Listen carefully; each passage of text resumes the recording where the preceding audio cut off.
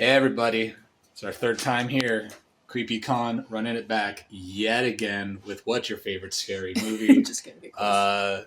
Nothing new this time. The world is completely on fire, but why not ask people what their favorite scary movie is? I'm sure we'll amend rules at some point about it. This ain't our first rodeo. It's our third time doing this. We're gonna have fun. We're only doing one or two answers this time. Yeah, we're reducing too many to write down. We're reducing the amount of answers, and like repeat people we've ran into before. We'll probably ask like newer movies or something like that. So It's gonna be fun, and I'm sure we'll have some interesting answers and all that fun stuff. You know, we're gonna cut the bullshit. You already know what it is. Creepy favorite scary movie. Back at it again. Let's fucking go, boys. Man. We here again, boys. We here again. Back at it again with the what's your favorite scary movie. It's a story ending with gloves on. Yeah, oh yeah. long time asker, first time Glover? No. Yes. No. I'm gonna take that as a yes. Anyway, let's go. Let's ask people. Let's have some fun. Should we just start the panel? I feel like you are. Excuse me, Mr. Amy. I'm sorry, we're in the middle of a conversation. You're gonna have to wait. Unfortunately, we overbooked. So, Oh, well, I'm Shelby Novak. I'm from the Bloody Disgusting podcast, as well as the Scary to Sleep podcast and the Lady Killers podcast. And I'm a producer for Bloody Disgusting's podcast in general. So, podcast. Did I say the word podcast? Take a shot every time I said podcast. Oh, Yeah. no. I'm Michael Rothman. I'm a biz dev over at Bloody Disgusting and also the co-host for Losers Club and Halloweens. And I'm very excited to be talking to two guests. One here, right now. I'm the punctual one. Yeah. Tony, why don't you introduce yourself? Yeah. My name is Tony Wash. I'm the Director of Programming and Original Content at Screambox, which is Bloody Disgusting streaming service for all things horror, all day, all night, all the time. I just made that up. New slogan. Put it on a shirt. Actually, if you want to see more of Tony and his David Harbour voice, we just had him on the Bloody Disgusting podcast where we all ate a bunch of hot sauce from our partners over at Torchbearer Sauces. They couldn't handle it. Oddly, I loved two things the most. I loved actors who would come on for just a little bit and be seemingly absurd, but not break the bounds of that reality that they were creating for television or that movie. And I thought, I loved when actors did that. And I wanted to do that. That's why I really wanted to be a character actor. I never wanted to be a leading man, although I have done 3 leading man parts in feature films, and I enjoyed them, but I never enjoyed it as much as being a character actor. So those kind of guys, people like William Hickey, I think was a huge influence. I mean, he would do these voices and you'd think that it'd be too much. But he's doing this a whole movie, and he's not doing too much, you know. And there's a few leading actors that could have gone either way, you know. And they work pretty well. Jack Nicholson's the best example of that. He could have easily just been a character actor, you know. But guys who just sort of break boundaries a little bit are most interesting to me. But my primary, I think, interest in getting into it was that after a certain hour, I wasn't allowed to watch TV like most kids weren't in those days. And we had no internet in those days either. So I would go up to my room, but what was available was in the late 1970s, CBS had wisely decided that because like only 15 years had gone by since the last radio show was on the air, which would have been like 1962. That's when the very last, old-time radio show went off the air for original. They brought it back for like 5 years in something called the CBS Radio Mystery Theater. And it was hosted by E.G. Marshall. And he did like 5 years of that. And it was so scary and great, but they also had some of the greatest New York character actors on that show. It was like blood and guts. I mean, it was like X-rated stuff, but it was on the radio. So you heard the splashes of blood and the eviscerating guts. I mean, I couldn't believe they did what did. All All right, so we got some answers. We got some fun answers. For some reason, Nightmare is pulling ahead. For some reason, can't be because Robert Englund's here. I have no idea. Not that that's a bad thing. Oh yeah, no, it's all good. But no, fun day one. Hey, they're both Wes Craven. That's true, very true. But we did good. We didn't get as many, but because you saw it before we got to here, we saw Ted Raimi be Ted Raimi for like 30 minutes. That was a lot of fun. We saw him get Unless you didn't see that, in which case we went to a panel and Ted Raimi was late. like 15 minutes late for a 45-minute panel. Yeah, late to his own panel, and also like it was for like 30 or 45 minutes. It was real funny, but no, Ted Raimi was great. So Hilarious. yeah, we'll see you guys in a moment and get ready for day 2. All that fun stuff. I'm exhausted already. Woohoo! All right, day 2. I'm realizing quickly this is becoming more than just hey, favorite scary movie thing, because we're actually like doing stuff at the con, not just the walking around and getting answers. So like the tally might not be as big this year, but there's going to be a lot more variety to the vlog this year because there's panels and shit we're doing. As long as we're allowed to show any of the panel stuff we record. Yeah, but I don't want to breach any sort of contract. But yeah, so there's gonna be a lot more fun stuff here. So hopefully you've been enjoying it. So enjoy what we experienced in day 2, and then we'll wrap that up with the end of day tallies. I dabbled in horror more as a kid, like Goosebumps or like Tales from the Crypt as well. But then I was kind of a wuss. Like when that like scare was coming, I closed my eyes and hide. And then I think I stayed away then because of that actually for a little bit. And then I jumped back in full scale maybe 10, 15 years ago. But really grew an appreciation for it, just how grounded the stories are. I mean, even if there's crazy stuff happening, like it's so grounded in character and the people and what they're going through. And so they're so relatable. That always just lured me in. They were up against, oh God, how did I forget? Anyway, it wasn't the team that I continued with. I quickly transferred over to the West Coast Avengers because that team had just formed, and so it was a really cool feeling for me to be at, back in the day when issue 1 was actually issue 1. And I got issue 1 of the West Coast Avengers and then started collecting all the way up and through until the series ended. And then quickly branched off into a love for horror comics, Tomb of Dracula, Morbius, Werewolf by Night. The comic shop that I shopped at in Kansas City had a lot of great back issues, so I was always hunting for the old, House of Secrets and Creep I.E and all of that good stuff. And I love it to this day. I still try and always hunt and peck for great discoveries, especially with some of those vintage classic horror comics. I love the anthological storytelling, so as much as I'm a sucker for ongoing characters and team journeys, I do also really love contained stories in comics. They're really fun. I hated reading growing up, and I struggled. I know you're laughing and I'm going to say something. I had a really bad reading disability when I was growing up, and I'm still something. I'm sorry. Relatable, Horror and comedy. And so I think I found a lot of comfort in comics because it took the pressure off reading. Like even when I would get, remember Animorphs? That's a book, right? Woo! I would just flip the page because of the bottom thing. Do you remember that? Where they would morph? Yeah. So I don't know what the heck was happening in the book, but the guy turned into like an ant. But comics were always much more appealing to me because they were image heavy. And I think that's why even when creating our comics, I'm so specific on like what all the details are within the imagery of it all. But my mom got me a bunch of the Archie comics and Jughead comics, and weirdly enough, those were like my starters.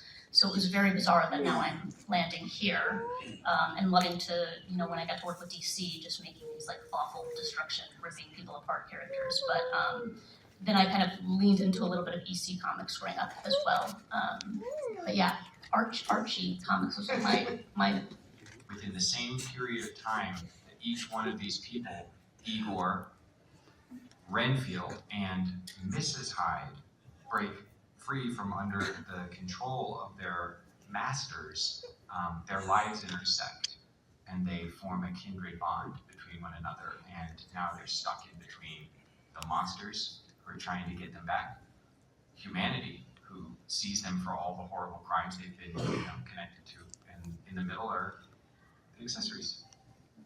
Did you guys have a discussion going into this about the metaphors that kind of brings, and people breaking free of their masters? And Oh yeah. what was that? What was that like? I mean, when we were fortunate enough to pitch this to Panic, it was like so easy. They were so supportive from the very beginning, to the point where David and I, we wrote our whole pitch, we had our whole lookbooks, we had everything, and they were like, "Yep." I was like, okay, but like, I've really thought about this. Like, let me tell y'all this. That was clear. There were many pages we had to read that. But there's very much, I mean, just the basic concept is where it's like, today's the day they quit. Because I always looked at the underdogs in these stories and was like, these poor, hardworking people, which we all can relate to, are just so underappreciated. And I like to look at them as humans and what their addiction is for staying in those relationships. Because there's always a balance of like why we choose to stay, why we choose to not speak up, why we choose to, all these things. So what's really cool about the accessories is it's 4 issues, and the first 3 issues highlights each individual story. So Igor is issue 1, Renfield is issue 2, and issue 3 is Mrs. Hyde, and then issue 4 they've all come together. And each one of these first 3 issues represents almost a addiction. And going into each themes of those has just been, I don't know, really interesting. And I'm over obsessed with it, so I think about everything to the detail. But it's been so fun. It's a great metaphor. I mean, it was, and it continues to show us things and reveal itself to us as we write each issue in really fascinating ways. And we can explore all kinds of ideas around, gender and class and identity and agency and addiction and codependency and control and mental health issues, social emotional struggles, abuse, all of that through the lens, like I was saying earlier, of genre. And it's fun. It's gonna, hopefully you'll read this and just be like, holy shit, this is a page turner, this is a barn burner. We've got, and I wanna go back and say on a very base level, the reason I was most excited in the beginning about working with Panic was because unlike other places where I've worked, and I understand why they have these guardrails, but Panic was like, you can push the gore and horror as far as you want. We want our books to just be like, push it, go explicit if you want, go show the guts. When it's deserved too. I'm like very big on like the don't just gore. So you will see a difference in some of the issues of like specifically why one is more gory than Issue the other. 2 is It's issue 2. why. It's Renfield and Dracula's no figure.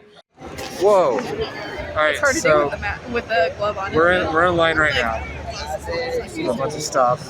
And There goes Jose Megan right there. We're not gonna have much answers today because we've been doing signatures and stuff like that. You'll see the photo. You'll see the photo. This happened. It's been a blast. We're waiting in line for Spencer now, and then you've got Ski after that. So So excited. yeah, it's gonna be a lot of fun. So I'm going to Arizona Whoa. State. So day 2's over. We didn't really get much of any interest today, but it's because this happened, and this happened, and this happened, and this happened. Editing Greg will have photos there to show what we were busy with all day today. But thoughts on today? It was a fun day. Now tomorrow, The adrenaline's all gone. I'm so tired. we'll have a bunch. But we did find out Spencer Charness's and Skeet Ulrich's answers to what their favorite scary movies were. We'll reveal those. We'll reveal those at the end. We're gonna keep that a little tease for the end. But yeah, we'll see you guys. It'll just be like the next edit, but we'll see you guys tomorrow for day 3 and way more pushing to get answers. See you then. Day 3. We're gonna try to get more for the book. Actually, got a panel we are going to, so I'm sure you'll see something from that. But Yeah, there's been a lot. We've been busy. Yesterday was autograph all day. of our autographs, so So we're all done now. that means we can ask people what their favorite scary movies are and start noting them down and all that fun stuff. So, day 3, let's fucking go.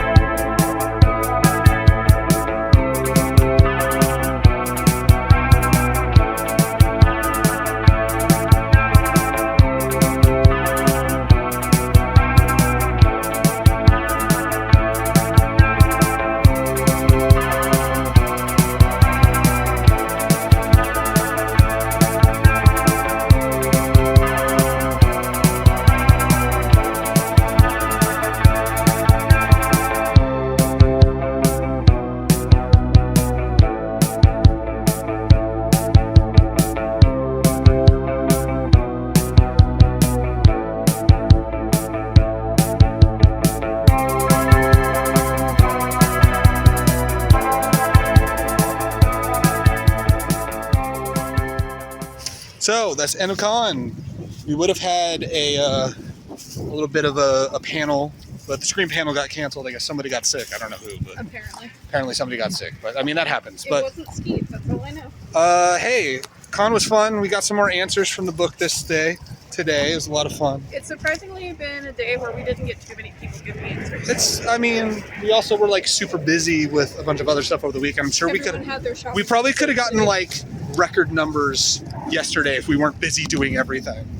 But I hope you guys have enjoyed like some of the panels and some of the just walk around stuff and all that fun stuff. But as always, we're always going to end it with the final count. That'll be happening in, for you guys in just a couple minutes. We won't have as much of a count this time, which will be great. We won't have to have a mental breakdown like we did with Aftermath, but y'all take care. Well, actually, we'll see you in just a moment, but yeah. Esty is making an appearance in our video because of the fact that Baby has her favorite scary movie, and that's an empty crunchy bowl. Wow, that's so spooky. Final count, right? She helped me count. She helped you count. Thank you, baby. So I think it's time for the final count. And I'm going to say there's going to be no, like... This is not a long one. This is not a long one. As I said during the vlog, first of all, it's Thursday. We saw Iron Lung earlier. Fantastic fucking movie, by the way. Everyone go fucking talk it. Like, go check it out. I might go again. They might go again. All that kind of fun shit. But Put me back in the blood ocean. Put us back in the blood ocean. Unrelated to what's your favorite scary movie from here this weekend. But we had infinitely less entries because, as we stated, Saturday we basically just did panels and signings and all that fun stuff. So we at least got to showcase different parts of the convention that we haven't really checked out before. Like, this was the first year we did panels and all that fun stuff. Which, I mean, we only did like 2 panels. Yeah. Still. Well, we had intentions of 3, but the Scream panel got canceled. Yeah. But no, we had a bunch of signings and stuff like that. So that was a bunch of fun. And also, there's no suspense about who won this year. There is a very clear-cut winner. It is a repeat winner. I feel like it's going to go back and forth. I feel like it will go back and forth between these two. But we also had, as we teased, a couple entries from a couple of the guests, including on the last day, Jose Mangan, and then Todd from Screenbox. Tony. Wow, I am so good at names. I remember. I am so good at names. Don't hate me for that. I remember. Yeah, I'm not the best at it. But anyway, so should we reveal their entries first before we get into it? I'll mention them as we go down. That is someone's choice is a little further down. That is also fair. All right. Do we want to go from I'm lowest to going from highest? Or lowest to highest. Lowest to highest. Alrighty, here we go. So each of these got 1. Mm-hmm. Friday the 13th, Evil Dead, Nightmare on Elm Street 2, Scream 4, The Nun, the Amityville Horror Remake, Carrie, the original, The Lost Boys, Freddy vs. Jason, Cabin in the Woods, Shaun of the Dead, Skinamarink, Phantasm, The Strangers, Trilogy of Terror, Texas Chainsaw Massacre 2, Together, Terrifier 3, It 2017, Scary Stories to Tell in the Dark, Jacob's Ladder, Silence of the Lambs, When Evil Lurks, which was Skeet Ulrich's choice, that was really cool. Candyman, the original, The Changeling, House of a Thousand Corpses, The Andromeda Strain, Jeepers Creepers, Little Shop of Horrors, Jack and the Cuckoo Clock Heart, Weapons, Mama, The Faculty, Talk to Me, 13 Ghosts, Beetlejuice, Dawn of the Dead, Ginger Snaps, Insidious, Dead Alive, Night of the Living Dead, 28 Days Later, Route 666, and Night of the Comet. So those each got 1. Night of the Comet was the one that was just described as it's as 80s as 80s can get, right? If I remember correctly, that has my heart and soul. I have to check that one out. I had never heard of it until it was mentioned. That was one of the people that was hanging out with Jose, which was really cool. Which I think was somebody else that works with either Bloody Disgusting or Screambox or something like that. Which I know. I never caught her name. I know. Again, I'm so good at names. I do apologize. When we were over there. So. Yeah, but no, she was the one that mentioned Night of the Comet and was like, "Oh, it's so unabashedly 80s." I'm all, I have to check this out. Anyway, so right, who got so two? Votes. Scream 2, Army of Darkness, Saw, It 1990s, Frankenstein 2025, Dead Silence, Terrifier 2, The Conjuring, and Jaws. Nice. 3 votes. Let me see where it ends real quick. There it is. So Alien, The Exorcist, Terrifier, The Shining, and The Thing. 4 votes, Texas Chainsaw Massacre and Killer Clowns from Outer Space. Nice. 5 votes for Trick or Treat. Nightmare on Elm Street, which was Jose's choice, got 6. Mm-hmm. Halloween got 8. And with 15 votes, which includes Spencer Charnes's, to no surprise Scream. Scream takes the crown back because Halloween had it at Aftermath. Scream got it the one day we did it at Scream Creep 7 is coming out, so Scream. So excited to see my boy. Yeah, that's gonna be really cool. But yeah, like I said, we didn't do nearly as many this time, but with Aftermath. It's just a thing we like to do. I also want to say to everyone, we also might do other horror. We might do other horror conventions as well, but to everyone who we have ran into multiple times, we're like, oh, I remember you guys. Like, thank you guys. It's been a lot of fun to do this. We're gonna keep doing this. It's always fun to do it. We're starting to get recognized. We're starting to get recognized more. They see that sign come around. Yeah. They're like, oh yeah. They're like, oh yeah, I recognize you. We know the sign. I'm like, holy fucking shit, that's insane. But yeah, we're gonna keep doing it. It's always a lot of fun. I know we keep teasing, oh, we're going to do more, or we're going to do more, or we're going to do more. If you run into us and we're doing something more with it, then we're doing something more with it. I'm not going to keep promising I'm going to do something more. Because I keep saying, oh yeah, video games, but then I don't do that. Well, it's because you didn't cosplay video games. I also didn't cosplay video games this time as well. I put forward the idea after this Creepy of like, what's your horror hot take? And I don't know if I want that smoke, so let's see if I actually do that or not. We could also do the big 3. Regardless, doing a tally of the big 3 would be fun. Who's your favorite final girl might be really fun.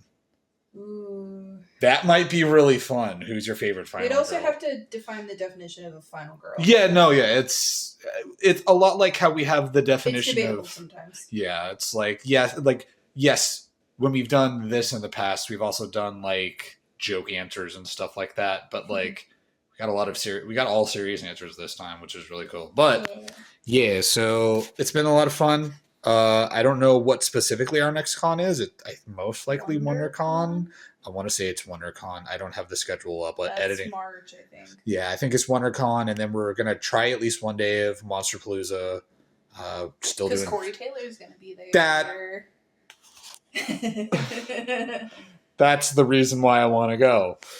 But To be fair, it was the first thing I saw. Yeah. I looked at their account, I was like, oh my god, Corey Taylor's gonna be there. Yeah, one of my all-time favorite vocalists of one of my all-time favorite bands is going to be there. That's really cool. I didn't get to meet my top all-time favorite he's one. Only doing And professional photos. Yeah, he's not so doing, like, I selfies. will pay for that. Yeah, I don't care, but I didn't get to meet my other favorite vocalist, but yeah, not much we can do about that. But yeah, we are gonna see y'all at some events. It's gonna be a lot of fun. Go see Iron Lung.